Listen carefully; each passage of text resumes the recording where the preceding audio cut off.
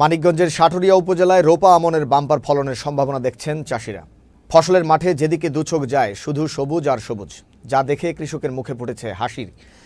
কোনো প্রকার প্রাকৃতিক দুর্যোগ না হলে এবছর তারা বাম্পার ফলন ঘরে তুলতে পারবে, এমনটাই আশা করছেন তারা। উপজেলা কৃষি অফিস জানায়, এবছর উপজেলার 9টি ইউনিয়নে 4,783টি হেক্টর জমিতে রোপা আমনের চাষ হয়েছে। কৃষি অফিস থেকে সার্বক্ষণিক সহযোগিতা ও পরামর্শ দেওয়া হচ্ছে।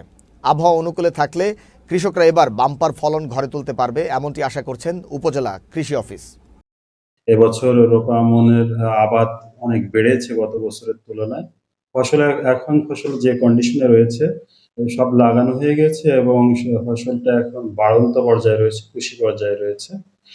এবছর একটা আনন্দের বিষয় হচ্ছে সাটুরিয়া উপজেলায় আধুনিক যে জাতগুলা সেগুলার আবাদ অনেক বেড়েছে। যেমন আমরা যদি রোপা আমনের সিজনের কথা বলি, বিধান 75, বিধান 87, বিধান 103, বিধান 17 এইসব জাতগুলা সাটুরিয়া এবছর মোট আমনে আবাদের 70% জমি কভার করেছে।